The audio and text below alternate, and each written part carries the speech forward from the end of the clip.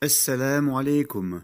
Bonjour à tous et bienvenue dans le 24e mini-cours d'arabe littéraire de cette série consacrée à l'étude des dialogues du manuel d'expression de la méthode de Médine. Aujourd'hui, nous abordons un nouveau dialogue qui relate une discussion entre deux étudiants, Hamid et Irshad, au cours de laquelle Hamid interroge son camarade sur son apprentissage de la langue arabe. Mais avant de passer à l'étude des premières répliques, arrêtons-nous un instant sur la formule qui désigne le troisième dialogue. Al-Hiwaru Thalith. Cette construction commence par le nom Al-Hiwaru, qui signifie le dialogue en français, suivi du nom Al-Thalithu, qui correspond au nombre ordinal troisième et qui complète cette construction qui signifie donc simplement en français le troisième dialogue. Ensuite, le dialogue entre Hamid et Irshad commence par un échange de salutations. Assalamu alaikum. Wa alaykum assalamu wa rahmatullah. Comme nous avons déjà étudié en détail dans les cours 1 à 5 la construction de ces deux formules, ainsi que le sens de chacun des mots qui les composent, il n'est pas nécessaire de renouveler ces explications. Avant de passer aux répliques suivantes, j'aimerais cependant partager avec vous quelques remarques au sujet de ces formules de salutation. Premièrement, la voyelle fatha n'est pas indiquée sur la lettre lam du nom salam dans ce dialogue, car il est possible de la deviner sans avoir de connaissances particulières en grammaire ou en vocabulaire. En effet, lorsque la lettre alif est prononcée, la lettre qui la précède est obligatoirement associée à la voyelle fatha, car du point de vue de la prononciation, la seule fonction de la lettre alif est de prolonger le son de cette voyelle, comme dans les noms Faransa, la France, Asima, une capitale, Hiwar, un dialogue. Notons ici que cette règle ne s'applique pas lorsque la lettre alif n'est pas prononcée, comme lorsqu'elle sert de support à la lettre hamza, comme dans le verbe yes'alu, qui signifie il demande. Dans cette forme conjuguée, la lettre alif sert uniquement de support à la lettre hamza et n'est donc pas prononcée, et la lettre sin qui la précède est associée au signe soukoun. Deuxièmement, les voyelles n'ont pas été indiquées sur la construction alaykum dans ce dialogue, ceci afin de vous habituer à la reconnaître, car il n'y a qu'une seule possibilité de la prononcer lorsqu'elle est placée après le nom as-salamu. La vocalisation de cette construction est d'ailleurs indiquée dans la réplique suivante. Troisièmement, la lettre mim à la fin de la construction alaykum est habituellement marquée par le signe soukoun et donc prononcée sans voyelle, comme dans la formule Assalamu alaykum. Lorsque cette construction est placée avant un nom qui débute par la particule alif lam, on associe la voyelle dhamma à la lettre mim, puisqu'il est impossible de prononcer successivement deux lettres sans voyelle en arabe littéraire, comme lorsqu'on dit « wa alaykumus salam ». Quatrièmement, dans sa réponse à Hamid, Irshad respecte la règle de politesse qui consiste à répondre aux salutations par une formule équivalente ou meilleure. Il aurait donc pu se contenter de répondre simplement « wa alaykumus salam », mais l'ajout de la formule « wa rahmatullahi » ou encore wa barakatuh ajoute à sa réponse un degré de politesse et d'amabilité.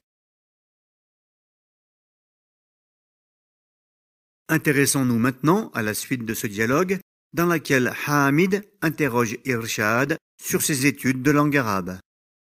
Aïna darasta al-lughat al-arabiyya? Si on observe cette question de Hamid, on constate qu'elle est composée de 4 termes. Elle commence par le pronom interrogatif aïna, qui correspond à l'adverbe interrogatif ou en français, suivi du verbe darasta, conjugué à la deuxième personne du masculin singulier, au temps de l'accompli, al-mardi, qui signifie tu as étudié. On trouve ensuite le nom al-lurata, qui signifie la langue, suivi du nom al-arabiyyata, qui correspond à l'adjectif arabe. Traduite littéralement, la question de Hamid signifie donc « Où as-tu étudié la langue arabe ?» et correspond exactement à son équivalent en français. Avant d'étudier plus en détail la conjugaison du verbe présent dans la question de Hamid, intéressons-nous au sens de la réponse d'Irshad. درست اللغة العربية في بلادي. Cette réponse, qui est composée d'un total de 6 termes, commence par le verbe darastu, conjugué à la première personne du singulier au temps de l'accompli, al-madi, et qui signifie j'ai étudié. On trouve ensuite le nom al-lughata, qui signifie la langue, suivi du nom al-arabiyyata, qui signifie arabe. On trouve ensuite la particule fi, qui correspond en français aux prépositions à ou dans, suivi de la construction biladi, qui est elle-même composée du nom bilad, qui correspond au pluriel du nom balad, qui signifie pays, et qui est annexé au pronom personnel attaché composé de la lettre ya, de la première personne du singulier, et qui est équivalent à moi en français, afin d'indiquer une relation entre les pays et la personne qui s'exprime, et dont le sens littéral correspond en français à la construction mes pays. Traduite littéralement, la réponse d'Irshad signifie donc j'ai étudié la langue arabe dans les pays de moi, et qu'on peut reformuler en français en disant j'ai étudié la langue arabe dans mon pays. Dans cette phrase, notons qu'Irshad utilise la forme plurielle du nom balad, qui signifie pays, et qu'on peut également employer pour se référer à une région, une ville ou même un village. La construction fi biladi correspond donc à une tournure qui signifie littéralement dans mes pays, mais qui a en réalité le sens de dans mon pays en français, un peu comme lorsqu'on dit dans nos contrées pour finalement désigner un seul endroit. Du point de vue de la conjugaison, Hamid et Irshad utilisent dans cet échange un temps de conjugaison appelé en arabe al-madi, qu'on traduit généralement par l'accompli en français et qu'on emploie pour décrire des actions qui sont terminées et qui se sont donc déroulées avant le moment où la phrase est exprimée. Dans la suite de cette série de cours, nous reviendrons plus en détail sur la conjugaison au temps de l'accompli, al-madi, après avoir observé de nouveaux verbes conjugués à différentes personnes de la conjugaison. En attendant, vous pouvez réutiliser ce modèle pour interroger sur le lieu des actions accomplies dans le passé par votre interlocuteur en demandant par exemple « Aina darasta » où as-tu étudié ? « Aina amilta » où as-tu travaillé ?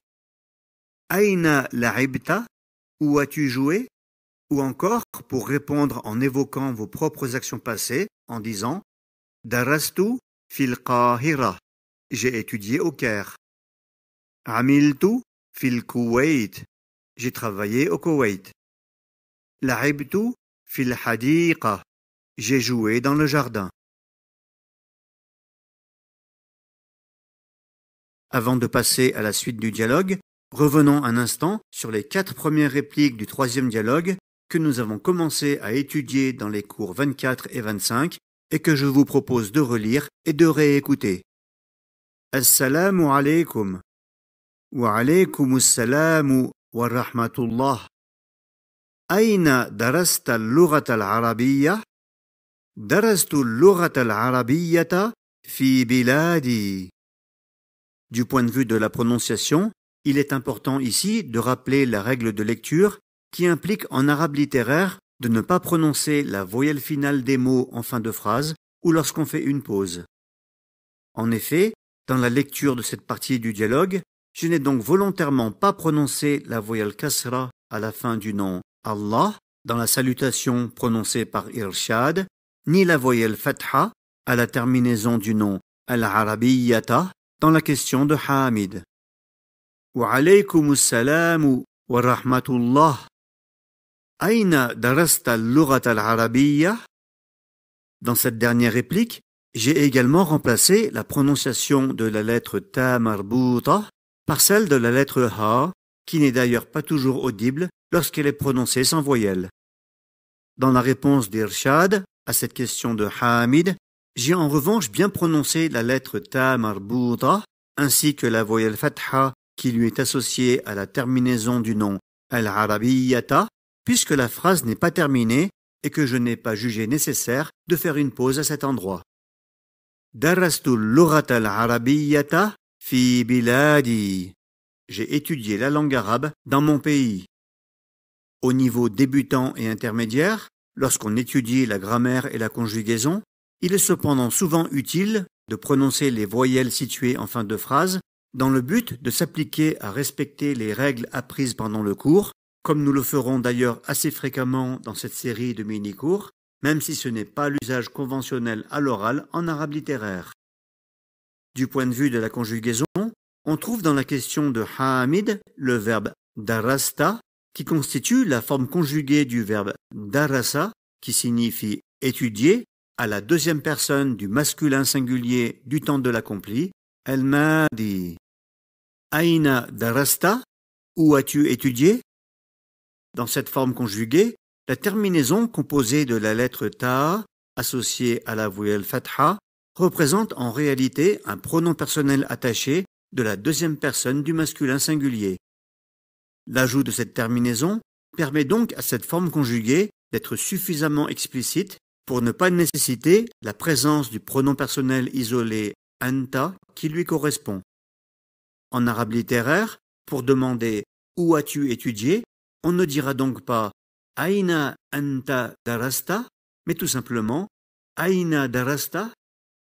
Sur le modèle de la question de Hamid, vous pouvez donc construire d'autres questions sur les actions passées de vos interlocuteurs en modifiant simplement la racine du verbe et l'objet de l'action qu'il exprime. Aina la'ibta kurat al-qadam? Où as-tu joué au football? Aina sharibta al-qahwa? Où as-tu bu le café? Aina dhahabta ba'da al-amal? Où es-tu allé après le travail? Au début de la réponse d'Irshad, on trouve ensuite la forme conjuguée darastu, qui est également tirée du verbe darasa, conjuguée au temps de l'accompli, al-madi, mais dans laquelle la terminaison composée de la lettre ta associée à la voyelle dhamma représente un pronom personnel attaché de la première personne du singulier. La présence de cette terminaison permet donc elle aussi de ne pas nécessiter l'ajout du pronom personnel isolé ana qui lui correspond. Darastu, j'ai étudié. Darasta, tu as étudié. Sur le modèle de la réponse d'Irshad, vous pouvez donc indiquer vous aussi le lieu dans lequel vous avez appris la langue arabe. Darastu al-lughata al-arabiyyata fil jami'ah. J'ai étudié la langue arabe à l'université. Darastu al-lughata al-arabiyyata fil masjid. J'ai étudié la langue arabe à la mosquée. Darastu al-lughata al-arabiyyata fil Koweït. J'ai étudié la langue arabe au Koweït. Voilà pour aujourd'hui. Ce 26e mini-cours d'arabe littéraire est maintenant terminé. Si vous n'avez pas compris un point en particulier dans cette explication, n'hésitez pas à me l'indiquer dans les commentaires.